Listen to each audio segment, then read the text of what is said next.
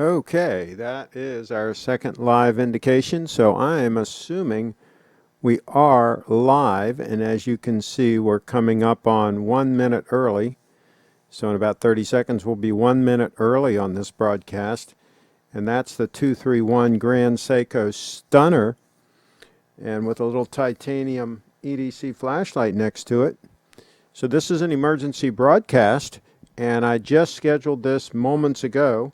So hopefully notifications will go out, and this is also a shout out to the folks in Asia that wanted a later broadcast.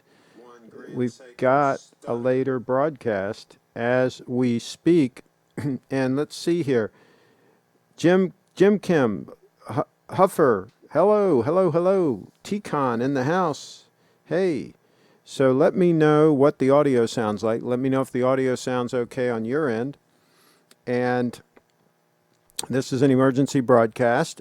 And we're going to actually talk about watches, and we're going to talk about Bitcoin. So there's an article today about, there's Carlos in the house. What's the most popular gold Rolex 18K that retains value? My experience with 18-karat gold Rolexes is they don't retain their value very well. No watches do, but those in particular, if you're worried about value, you definitely want to buy one used, and you want to get as good a buy on as you can. I think it's like real estate. The money's made on the buy. If you can get a really good buy, try to get a one-owner unit, full box and papers, and get a good buy on it, you might be okay. But I would not look to any watch as holding value. And we're going to talk about that. That's right on topic for tonight's discussion. Because the question is, do you obtain one whole Bitcoin, or do you get a steel Rolex? They're about the same price right now. You can get a decent steel Rolex for around $9,000. The one I have on the thumbnail is a Datejust. You can buy a Submariner if you're lucky enough to find one, new at an AD, for around that price, I think. There are some decent used ones you can buy for around that price. So I thought that since Chi-Town's in the house, I thought that since Bitcoin is at about $9,000, so it's about parity with what you can buy a reasonable steel Rolex for, I thought we'd have the discussion 10 years from now, what would you like to have in your possession? That steel Rolex or one whole Bitcoin? It's an interesting thought. It's an interesting thing to ponder. Here's an article. This is what kind of triggered this. Here's an article on Medium, and this gentleman obviously is a Bitcoin fan, but the article basically says that the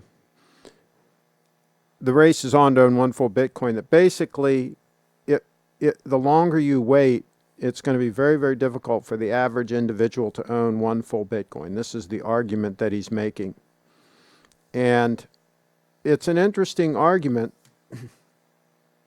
We will know a lot as 2020 proceeds, and as we have the halving that's coming up in May, or maybe even late April, where the supply, the amount of Bitcoin that's created every 10 minutes when a block is created, the supply is cut in half from 12.5 Bitcoin to 6.25 Bitcoin.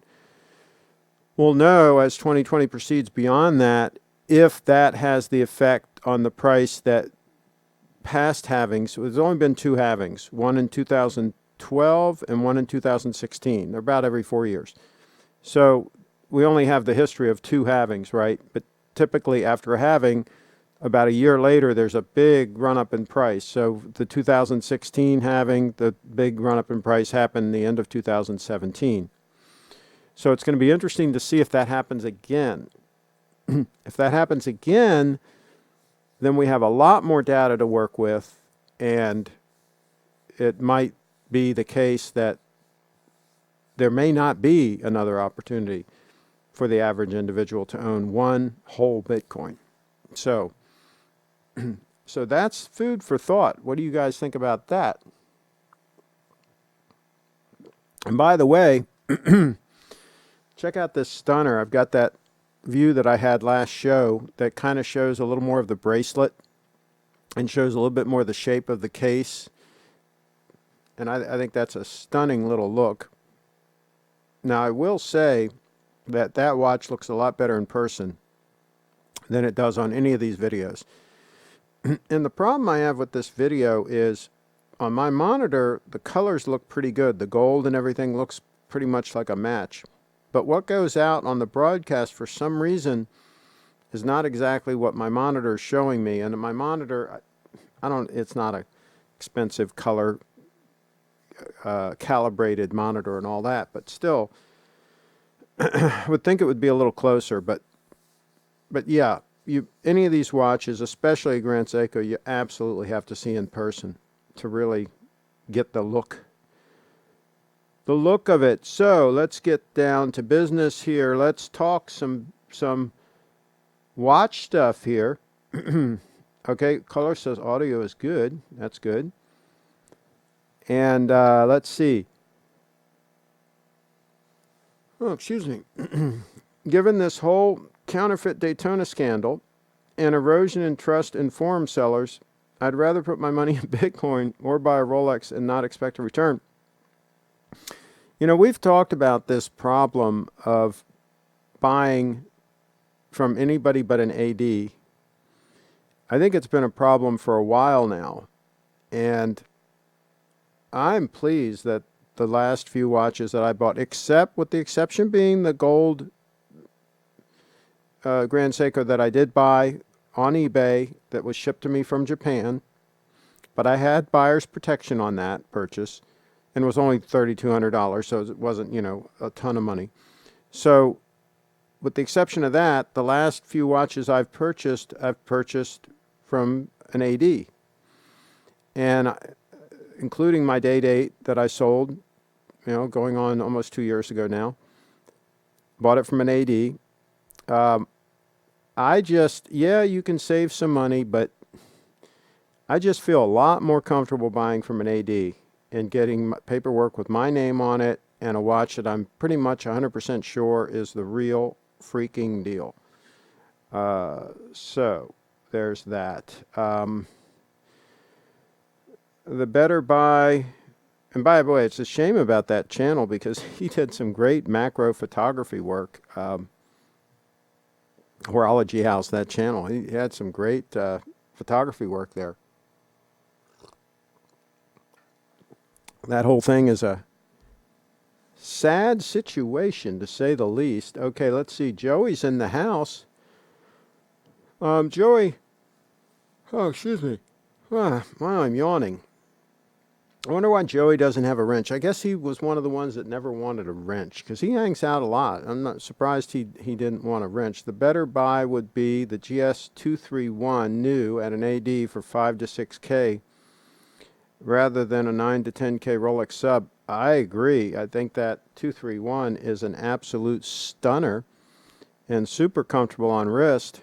And actually, you could take the difference in money and buy Bitcoin with that. Of course, you wouldn't be able to buy a whole Bitcoin. So that's the quandary we have here is it possible that 2020 could be the last opportunity to buy Bitcoin sub $10,000, below $10,000 price? Could this be the last opportunity to do that? And what will be the low this year? Let's say it takes another dip down. Will it go down as low as 7,000? Will it go down as low as 6? If it does take another dip down before it goes up, where's it going to go down to? And are there still those naysayers out there that say, oh, it's a fad, it's going to go away, it's going to go to zero, it's going to be worth zero? So those are the questions. Anything is possible with Bitcoin. That's one thing we know for sure, is anything is pretty much possible. Let's see. David's in the house, only able to stay in for a few minutes. Well, I'm glad you popped in and said hello. Absolutely. few minutes with David is always a good thing. Sorry, I know, and hopefully, David, you'll be able to come in April when Carlos is going to be in town. Hopefully, you'll be able to rendezvous, and we'll all be able to party hardy together on Steve's dime a little bit. That's how that works. Sorry, I know nothing about Bitcoin, but is it possible to own just a portion of a Bitcoin? Absolutely, you can own a portion. You can own down to one Satoshi, which is 100 millionth of a Bitcoin. So they're divisible down to 100 million units, pieces. So yes, you can buy a very small fraction of a Bitcoin. But what the author of this article was suggesting was that if your goal is to own one full Bitcoin, if you want to own at least one full Bitcoin, what he's saying is time could be running out. There's the article. Time could be running out to make that purchase of one whole Bitcoin. That's the argument he's making in the article. Blue Shirt Buddha's in the house. Let's see. If Bitcoin were continue rising, I'd buy a Bitcoin now and not a Rolex. Why? Because in 10 years, you could have both. Buy a Rolex with a portion of your earnings. Scott in the house doing some math. Scott is doing some math. Yeah, but here's the thing. We don't know for sure if Bitcoin is going to continue rising. We don't know. It is a gamble. And the Rolex is probably less of a gamble. I mean, the Rolex is going to be worth a certain amount. I don't buy that this bull market in Rolex is going to go on forever. I don't buy that. But I do buy that, a Rolex that you buy today, if you buy it wisely, will be worth a good portion of what you've paid 10 years from now. Now, you're not going to get the return that you would get on a good investment. You're not going to get 10% a year compound interest, I don't think, on a watch. They generally don't perform that well. But it's not going to go to zero, okay? And there is a possibility that the Bitcoin will go to zero. I don't think it's going to happen, but that could happen. So I would classify the Bitcoin as definitely higher risk, but also, in my opinion, potentially much higher reward. So that's how that whole thing works. Let's see here. Craig, how has your experience been with the clasp on your SBGN 005? Could you get a good fit without micro adjustments, and how has the fit changed as the seasons have changed? Very, very good question. It's on my wrist right now. Very, very good question, and I'm going to address that because it's an issue. And the solution that I've come up with that works for me is this is only a wintertime watch for me, and it fits fine with my winter wrist.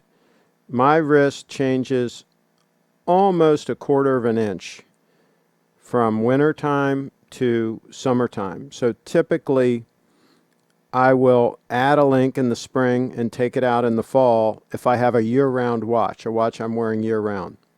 Like, for example, the 231 there, I use the micro adjustment on the clasp, and I adjust it. Just one notch is enough to compensate for the season.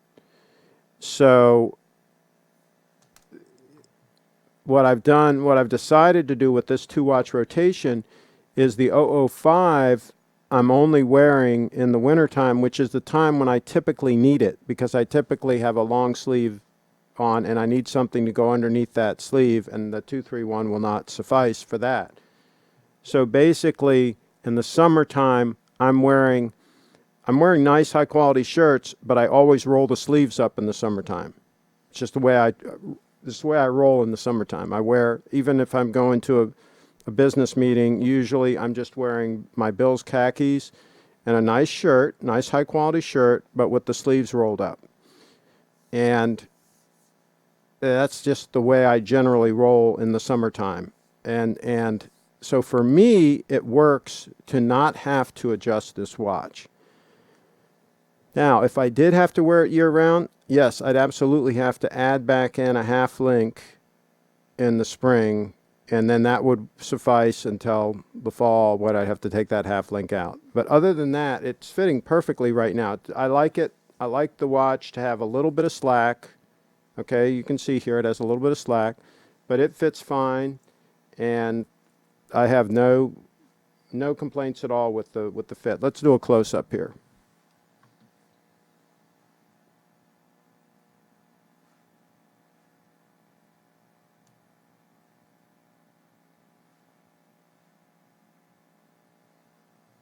So no problem at all.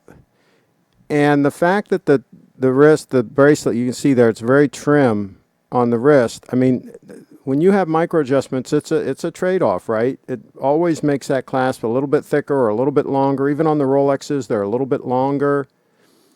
You know, you have to put those mechanisms in there. There are trade-offs, okay? So, so yeah, I hope that answered your question on the 005. My friend tried on a white dial Oyster Perpetual 39, and he might buy it to go with his pre-ceramic Sea Dweller as a 2-watch rotation. Thoughts, Craig? Oyster Perpetual 39. Depends on the size of his wrist. Personally, I prefer the OP36. Personally, to use like for dress purposes or something like that. But if he has a good size wrist, let's say 7 1/4 or bigger, then yeah, that'd be a good rotation. I think that'd be a good rotation. You got a nice all-arounder in the OP and something you could wear for dress. I think those are only about 11.7 mils thick. I think you could easily wear that for dress. And then you've got the sporty piece. I'm not a big fan of the Sea Dwellers just because they're a little bit bulkier. I'd rather have a pre-ceramic sub myself, but my cousin had a Sea Dweller back in the day, a real early Sea Dweller. And they were always a little bit bulkier than the sub counterpart. Let's see here. OP39 white dial is very nice. One has to see it in person. Yeah, absolutely. I think it is a nice piece. For me, of course, Carlos has a big wrist also, so the 39 would probably be great for him. But for me, I still like the 36 mil watches for an all-arounder. Like a 36 mil Datejust is ideal. Let's see. I prefer tangible assets that can't get hacked into, so I get the steel Rolex over Bitcoin. If I was going to invest digitally, I'd get some Vanguard mutual funds. Well, so far, the Bitcoin blockchain has not been hacked. It's been rock solid secure. Now, if you trust your Bitcoins to a third party, like an exchange or something like that, sort of like putting your money in a bank, then yeah, that can get robbed and you can lose your Bitcoin. But if you properly secure your keys and you take good measures, Bitcoin can be very secure. So there's that. Yeah. The actual Bitcoin blockchain has never been hacked that I know of. So there you go. Cheetown, I've tried on a OP39 black, but I wasn't impressed with the dial. The rest of the watch is superb, though. Okay. Yeah, personally, though, if I was going to go for something like that in that kind of range, I would just get a Datejust with a Jubilee. I just think it's so cool. I think it's just better looking. I just like the Datejust with the Jubilee. It's still very versatile. And especially you get one with the white gold bezel with the Jubilee. It's just a stunner and a great all-around piece. When you've got the smooth bezel, that talk about a scratch magnet. That shows every scratch. The fluted bezel, the white gold fluted bezel, believe it or not, doesn't show any scratches. It just over time just kind of wears down, but it looks fine. But it doesn't show any scratches. You would think it would be the other way around, right? But that's just the way it works. So yeah, I would go with a Datejust with a Jubilee is the way I would go with the white gold bezel.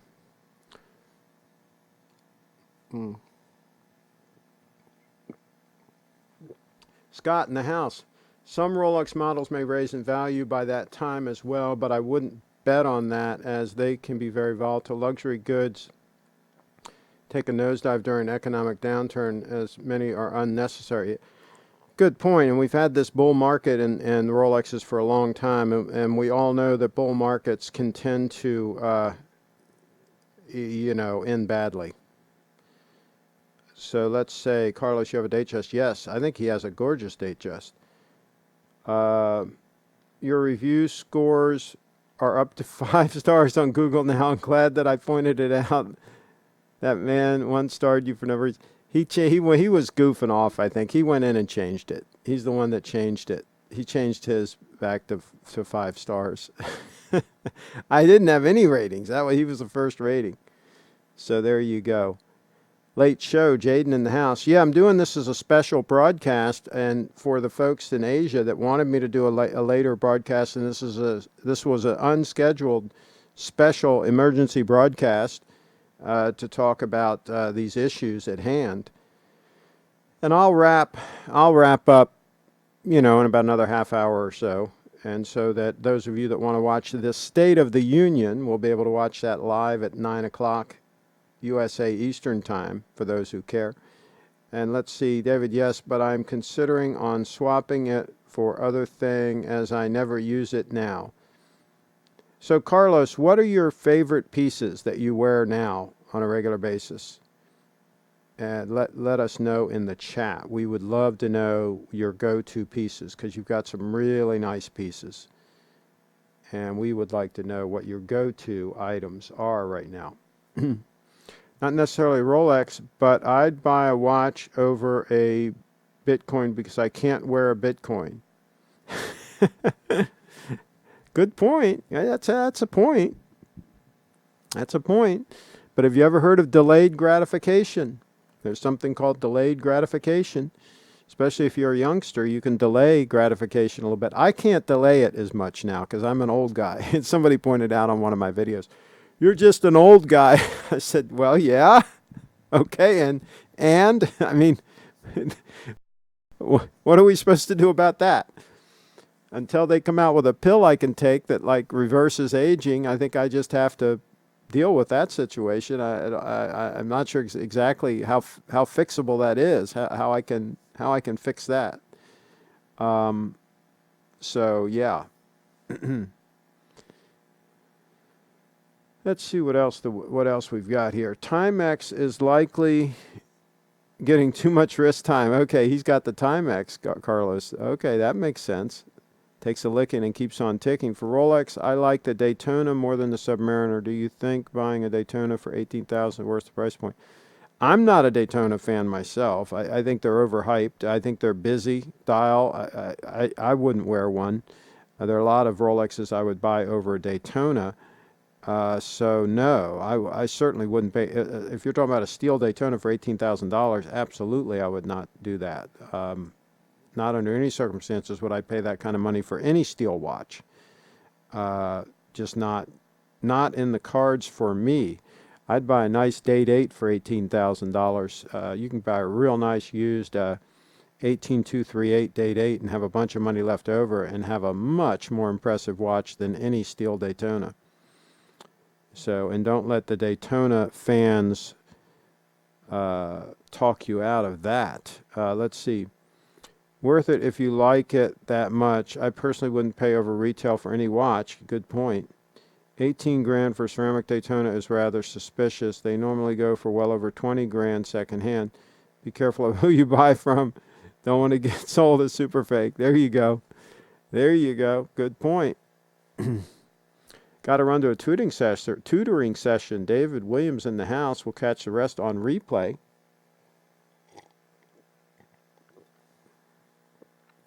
Would you prefer if that Seiko bracelet had more of a taper towards the buckle? Okay, so the 005, first of all, the 231, it has a beautiful taper to it. Now, it starts out at 22 millimeter. So I think it makes sense that it taper. Now, this one starts out at 19 millimeters at the watch. And so, no, I don't really think it needs any taper. I think it looks fine. And I think it would be kind of small at this end if it had a taper to it, because it only is 19 mils to start. If it was 20 mils to start and had some taper, yeah, I think I would go with that. But as it is now, I think it looks fine. It doesn't bother me that it doesn't have taper. I think it makes it actually look a little sportier to not have the taper, and makes it look a little bit different because a lot of watches have taper. So no, it doesn't bother me. And the clasp seems like just the right size, and it's nice and trim and lays flat on the wrist, lays very flat on the wrist all the way around. So for my purposes, a lot of my dress shirt cuffs, especially the French cuffs, are pretty tight, but this will go underneath it nicely, as you can see. So for my purposes, it's working fine. Everybody really needs to try a watch themselves and make sure it's going to work in their situation. That is, if they're buying the watch to wear. And I only buy a watch to wear and use. I don't buy watches to sit around in boxes and admire or to show off on social media or whatever. I mean, I buy them to wear them. So, yeah. Just make sure the person selling the 18-karat Daytona is not named Chris.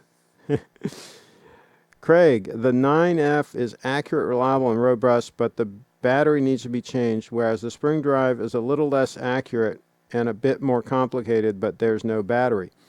Yeah, and I think they're both very robust. I think both movements are very robust. I think I've got just the right mix in that I've got the spring drive diver, which is nice to know that I don't have to open that case, and I can just wear it for many years, and I think it's going to be fine with no issues and not have to open that case to switch out a battery. So for a diver watch, I think that's a good thing. For this watch that I'm mainly using for dress purposes and so on, and that sits sometimes without being worn, especially in the summertime, I mean, it'll sit literally for months. I may not wear it. So the 9F is a good choice because I can let it set and then I can always grab it and go, and it's going to be running, it's going to be accurate, and there's no issues. So for me, this rotation works out really, really well. So let's see. What do you think is the best movement for a one watch collection? Depends on if you need if the watch needs to go underneath a cuff for dress purposes and you need something sporty, I think something like a Datejust. Again, with a Jubilee and a white gold bezel, that can be worn in any circumstance, literally any circumstance. Yeah. You could go with an Explorer, a straight-up Explorer, if you wanted something a little sportier, but I think the Datejust is the most all-around watch that's ever been made, if you ask me. It's just a fantastic piece. So, and that was my first watch. My first high-end watch was a Datejust with an engine turn bezel and a Jubilee bracelet back in 1978. Now, it would be hard for me to go back to something like that because of the accuracy I get out of a spring drive. So, you could get, there are some spring drives, like even the Snowflake, but it's a little bit thick for dress. It depends on how tight your shirt cuffs are. It's about 12.6 mils thick. I like 12 mils thick for dress to be the max thickness. So it depends on your shirts and how tight they are and if that's an issue. If that's not an issue, I think the Snowflake, the Grand Seiko Snowflake, could be an excellent all-arounder. Absolutely it could be. And there's some other models like, hey, this watch right here could be an excellent all-arounder if you don't mind the 9F movement. I mean, this could be a fantastic all-arounder. Again, that's also going to depend on if your wrist expands and contracts throughout the year to where you have to worry about the fact that this doesn't have micro adjustments. So all these things play in. I mean, there's no easy solution here, folks. There's no easy solution.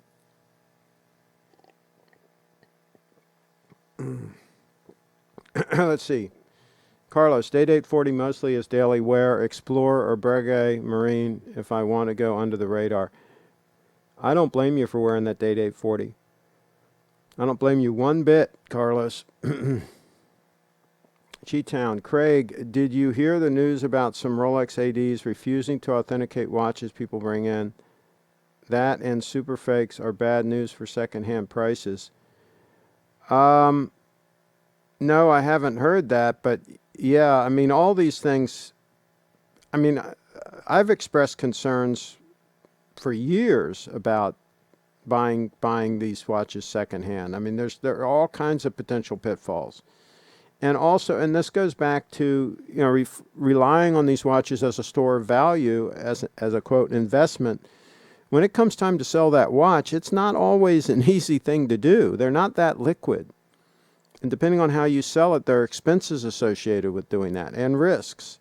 So, yeah, I think it's better just to buy a watch that you want, buy it from an AD or a super reputable dealer. Like Steve, I don't think Steve would sell you a fake. And, you know, and just buy the watch and then keep it and enjoy it. I think that's the way to go. Let's see here. Feeling on Explorer 1. Explorer 1, I think, is a fantastic piece. I think they're about 11.7 mils thick. I would like a 36 mil one, depending on the size of your wrist. But yeah, I think that would be a fantastic option. Absolutely. Craig, do you like the watch that I'm purchasing to Steve as a beach beater? Zodiac Super Seawolf. I'm not familiar with that model, but let's try to pull it up. A Z09 270.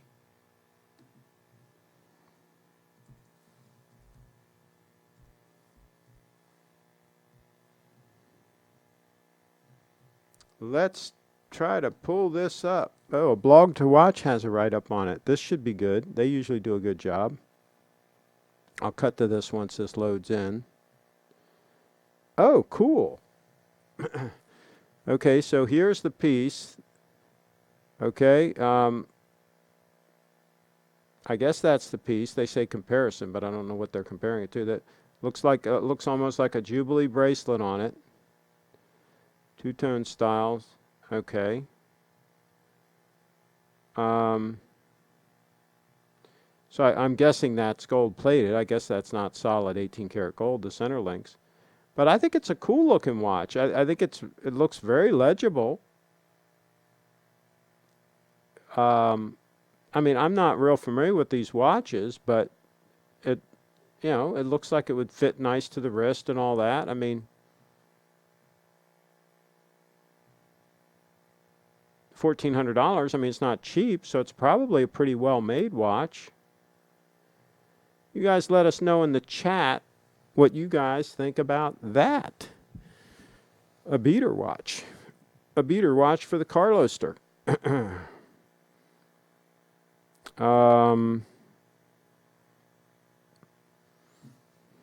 Yours is very nice. I would prefer no date. In fact, I was close to purchase the Honecky edition, but for what I wanted,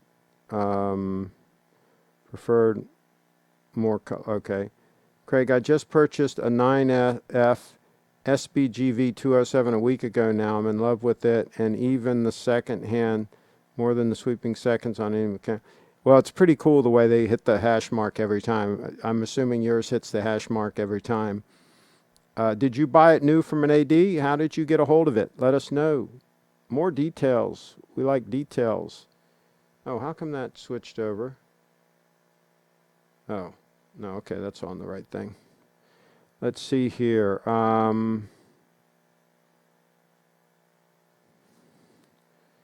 Okay, so I guess Cheetown has one.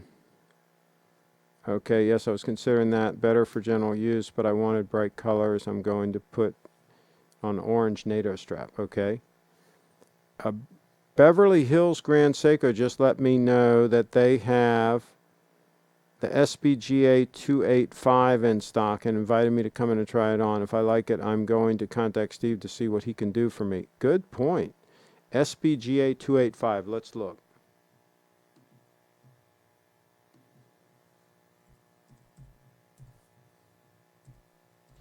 because you might save tax by doing that. I don't know if Steve can save you tax or not, but if you could, that would be a good thing too.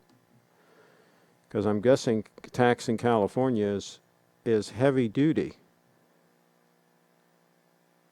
Okay, there it is. There's the piece in question, and it's a spring drive piece. And I think this is the one that's a little bit thinner. Let's look at this. Yeah, 12.3 mils thick as opposed to 12.6, and it's a smaller watch. It's a 39 millimeter. That's nice. That's a nice size. That's about the size of this watch that I have on right now. And that, in my opinion, would make a better all-arounder for sure than a Snowflake, and a lot less money. Good move there. Good move. A spring drive unit for that kind of money, that size. Let's see here. The Super Seawolf is 40 millimeters wide, 49 lug to lug, with downward sloping lugs, and is 13 mils thick. It's a perfect size for my 6.75 inch wrist. There you go. Yeah, 13 mils thick for that watch is not bad at all. This one, the 231 is 14 mils, just for comparison. Oh, let's see here. I bought pre-owned at about 25% off retail in mint condition with most factory stickers on. There you go. And Tom's in the house. Hi, Craig and all. There you go. Tom's in the house. Glad you could make it. Zodiac Super Seawolf was the second diver's watch on 1953. First was Blancpain 50 Fathom. Submariner came in 1954. Oh, so they predate? That's pretty cool. They predate the sub. That is pretty cool. I didn't know that. Cool. Craig, can I email you a couple of pics of how the Seawolf fits my wrist? Cheetown. Yeah, go ahead. You've got my email. It's my name, CraigShipp@gmail.com. Go ahead and send it because we're going to wrap. We're going to wrap here in about 10 minutes. So, yeah, send it on. Thoughts on the new GS releases? I wasn't that enamored with them. They're all right. I'm not a big limited edition guy anyway. But, yeah, I mean, they're okay. But personally, I like the 005 better than any of those. I would just go with the 005, and it's a regular production watch. And don't get me started on these limited production thing. Steve still can't get an 002 for me to even look at. There's none of them in the country. The 18 karat gold stunner that I'm considering, he can't get one. There's none in the country. And by the time he gets one, I may have lost interest. You know, summer's going to come around. I don't need it.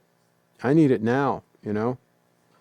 And they can't deliver. So, yeah, I'm not a big fan of these shortages and these limited supply watches and all of this stuff. I'm kind of glad I've got my 231 now, and I've got this 005, and maybe that's all I need. Maybe I'm done. So there's that. What is your go-to Rolex in gold? 18238 day date. Is that what you're saying? I just don't like the look of the Submariner. I think the 18238, that's the one I just sold, a year and a half or so ago. I had it for 20 years. It's a fantastic piece. Only reason I sold it is my aging eyes. It was getting harder for me to read it. That silver dial, there's not a lot of contrast between the hands and the dial. And so I wasn't wearing it as much. But it is a beauty. It's super comfortable on wrist.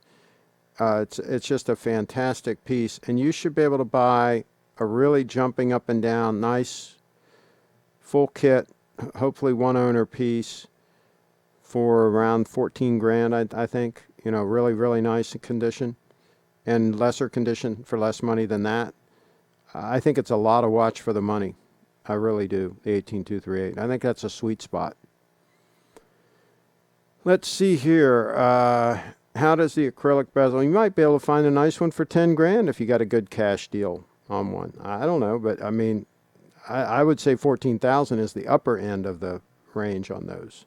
And now I'm talking no diamonds or anything like that, just a straight up 18238 in really great shape with no bracelet stretch, with a really tight bracelet. Craig, I think you need to take credit for promoting Grand Seiko when few were on board.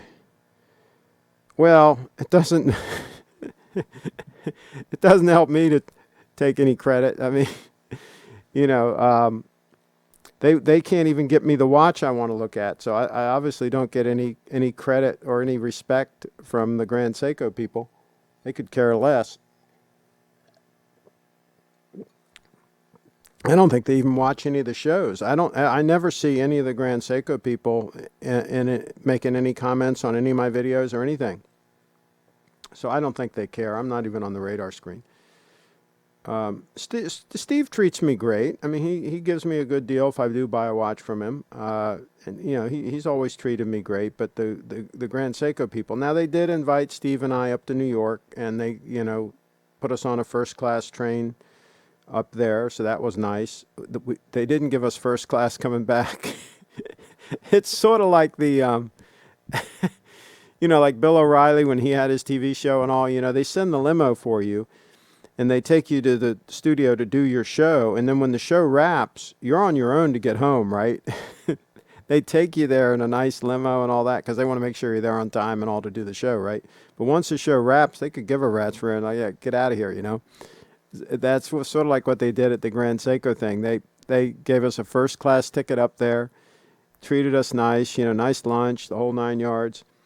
And then on the way back, it was just, you know, standard business class or whatever, right?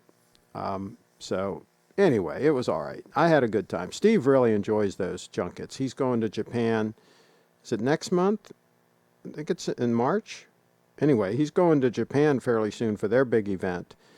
And he had asked me if I was interested in going to that. And I can't take that kind of time off. I mean, no pay, right? I mean, you know, it's his business, right? I mean, but I can't take that kind of time away from my normal life to just go over there and have fun with the Grand Seiko people who could give a rat's rear end about me.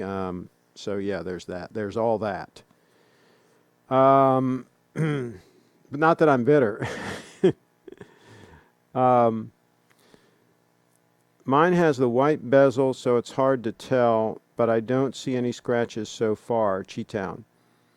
I'm interested in the all black one, but would want to use it as a tool watch in the ocean, etc. Tom. Yeah. Excellent experience and good deal from Steve. Carlos. Oh yeah, Steve is a good guy. Steve's a good guy. If Steve can do better than my local boutique, I will be coming out for sure. Oh, so you're actually going to come out? You can buy it, Kyle, and he'll ship it to you. I think you might be able to avoid the tax that way. I'm not financial advice. I don't know what he's going to do, but I would talk to him and see if something can be done about that. But yeah, if you come out, party hardy with us. Yeah, Steve knows how to party. Check your inbox. Okay. I'm going to check my inbox. I do as I'm told on this show. That's how this works. Live TV here. That's how it works. Dun, dun, dun, dun, dun, dun, dun, dun, dun, dun. If I can get my email to load. For some reason, I mean, this computer's hooked up with a Cat5 cable, right? I mean, it should work blistering fast. But when I'm streaming, this streaming box loves to hog whatever bandwidth I've got. Okay, so let's look at these watches. Oh, wow, that is cool. That is cool. Yeah. You know, I'm starting to become a fan of Zodiac. Absolutely. I am starting to become a fan of Zodiac. Pretty cool. I like that one, and I like the one Carlos is looking at, too. Let's see if we can pull the Carlos one up again.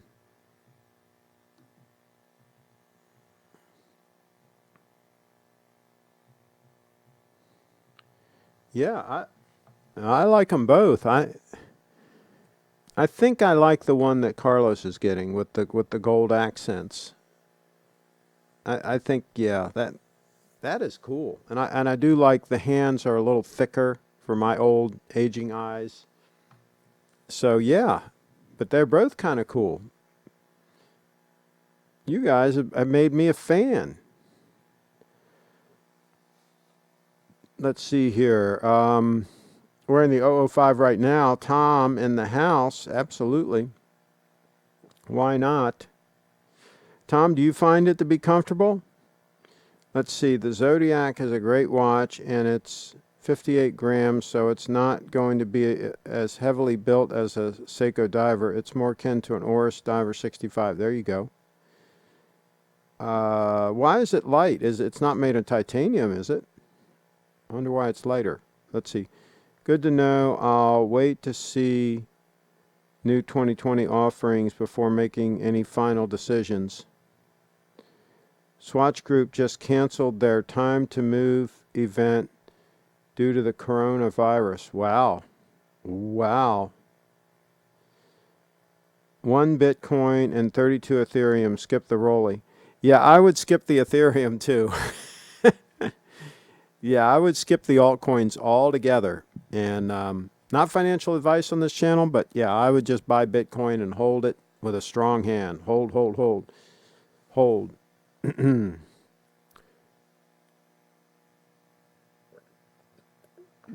Blue is wearing the 001. There you go. That I believe is the limited edition piece. Accurate to 5 seconds a year, if I'm not mistaken. Okay, let's see. Cheetown. My only complaints about my Zodiac is the lume isn't super long lasting and the crown is a little small to operate. Okay. Tom, the 005 is very comfy for me and always reliable. Oh yeah, they're bulletproof reliable. The Zodiac is just that light. It doesn't have a ton of unnecessary metal put on the case. It feels more like a larger dress watch on wrist. Oh, that's good to know. It's stainless. Okay. Cool. Cool, cool, cool. Yeah, that's a good point because sometimes, you go with all these real solid bracelets and these milled clasps and all this stuff, all adds weight. And a lot of people are like, they love a heavy watch. The heavier the better, right? I want to feel that weight on my wrist, right? I'm the opposite. I love that 231 diver because of the fact that it's lightweight. I mean, I love wearing that thing. It's just a joy to have on wrist. And, it's super legible because it is a big watch. It's a big dial on there and very legible in any lighting conditions. Even without my reading glasses on, I can read that puppy anytime, day or night. And so I just really love that watch all around. And one of the biggest aspects of it is that comfort on wrist because it's lightweight. I just don't get the people saying, oh man, I want a really heavy watch. I mean, even this watch is relatively light on wrist. It's very solid feeling. The bracelet's very solid feeling and all that, right? But it's very comfy on wrist. I think this watch, believe it or not, is a little bit heavier than that 231. Can you believe that? I think it is. But they're pretty close. I mean, it's not by any means what I would call a heavy watch on wrist. So yeah, I like a watch to kind of disappear on the wrist and just kind of be there and do its thing, if at all possible. Let's see, I have a 45 millimeter Seiko Turtle, and even though it doesn't overhang my wrist, I don't wear it that much because the head weighs 90 grams. Yeah, I hear you. Yeah, I hear you. I wouldn't do it. Okay, it's 8:32, so we're going to roll this puppy up pretty soon. 231 and 40 millimeter would be excellent. Tom Austin in the house. But do keep in mind that a Submariner in 40 mils, the dial on that watch, believe it or not, is about the same size as a 36 mil Datejust. Because of that, when you have that rotating bezel, that takes up a certain amount of space. So when you get a smaller diver like that, The dial is actually pretty small. So for those people like myself who our eyes are getting weak, you know, it may be harder to read that watch than some of these other watches with a bigger dial. Like this one right here, for example, this is a 38.5 mil watch, and the bezel is relatively thin. It does have the bezel that's, you know, that's marked 24-hour bezel, but it's relatively it's relatively thin. Okay, the amount of dial real estate that it eats up, right? So this dial is very, very legible. All right, so all those things come into play here. It's a complicated scenario. Let's see. Mine is not that I sent you the photo to your email. Oh, wait, did you send a photo? No, I just pulled up the model in the article. The one that was Cheetown sent me the pictures in the email. Oh, Carlos sent me one. Okay, let me pull this up. I'll pull this up. Oh, you're getting a white one. So you're getting that one. Okay. Again, I like that. I like the bigger hands, those squared off hands. That looks like it would be pretty legible too. And it looks like it'd be a fun watch. Absolutely. Absolutely. And I'm assuming they hold up good. I'm assuming they're pretty rugged. Yeah. I'm becoming a fan. Let's see here. Craig, I suggest getting Zodiacs a try next time you're at Little Treasury. I might do it. Solved all the world's problems tonight. I believe you did. There you go. Yeah, we did. All right, well, we're going to wrap this puppy up. Everybody click subscribe, click the little bell, and we'll do one final time check with the Spring Drive Stunner before we wrap this puppy up. Thanks again for watching, everybody.